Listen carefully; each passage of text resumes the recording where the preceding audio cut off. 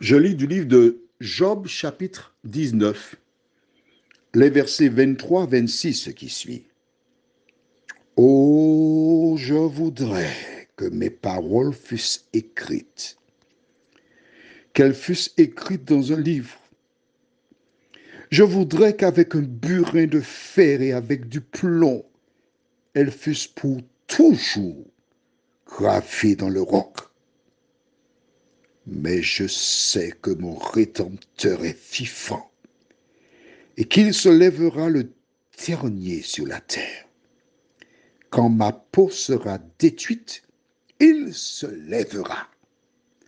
Quand je n'aurai plus de chair, je verrai Dieu. Prions ensemble. Éternel, éternel, que ferions-nous? Que serions-nous sans ta parole? Alors que nous approfondirons partiellement ces références, que ton esprit nous régénère totalement. Nous t'en prions au nom de Jésus et pour ta gloire éternelle. Amen. Rappelle-toi, Job a été attaqué par l'ennemi. Nous avons vu ces jours derniers comment tous l'ont abandonné. Pour couronner le tout, les petits-enfants le méprisaient et s'il osait se lever, c'est à ce moment qu'il recevait une pluie de jurons. Quand j'étais enfant, je n'aimais pas me battre à l'école. J'ai jamais aimé cela.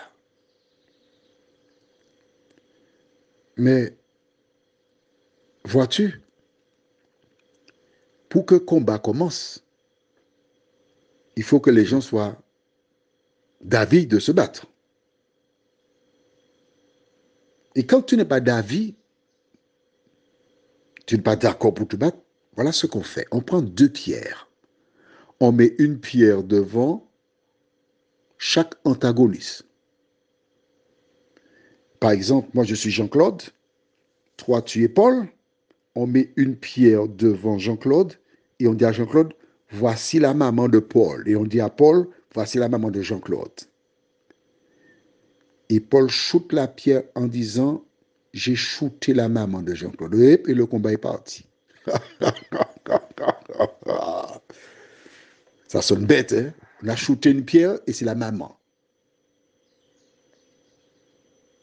La provocation, piège du diable. Le diable utilise la provocation. Lorsqu'il a vu que tous les amis ont abandonné Job, il cherche un moyen pour le pousser à bout. Et quand les petits-enfants viennent le mépriser, ils disent, ah non, pas eux quand même. Ils osent se lever, hop, les jurons tombent. Ce qui veut dire, Job, on est prêt pour toi.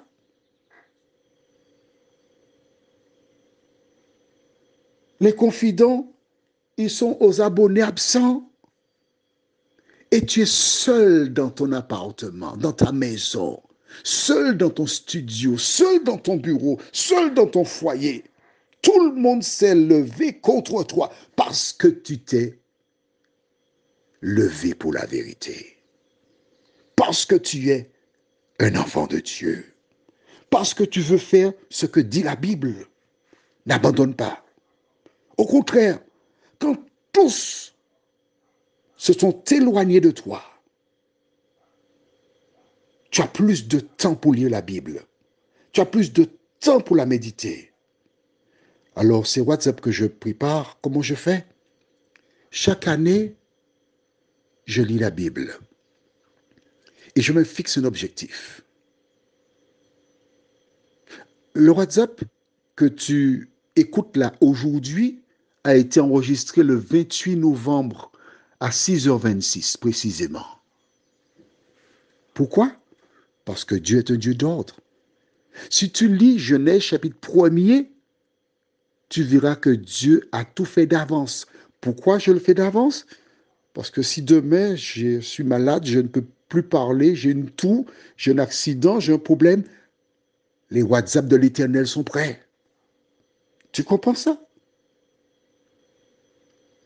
Pourquoi je m'organise de la sorte? Parce que je demande à Dieu de m'aider, de m'inspirer, de me donner les paroles pour te parler. Pourquoi? Parce que je sais que mon Rédempteur est vivant. Voilà pourquoi. Voilà pourquoi je ne peux pas garder la bouche fermée. Voilà pourquoi je dois te dire, comme Job, même si tout s'écroule autour de moi, c'est parce que l'Éternel veut construire autour de moi quelque chose de meilleur, quelque chose de beau, quelque chose de durable. Voilà pourquoi Job déclara, je sais que mon Rédempteur est vivant. Et quand ma peau sera détruite, quand il ne me restera rien du tout, je sais qu'il se lèvera. C'est ça la foi. C'est ce qu'il te faut. Une conviction que l'Éternel, le juste juge, un jour se lèvera pour te faire justice. À ces paroles, les amis de Job qui étaient là se rendirent à l'évidence qu'il n'y avait plus rien à espérer. En entendant ces paroles, les anges au ciel louaient l'Éternel, tandis que ceux de l'ennemi baissaient la tête.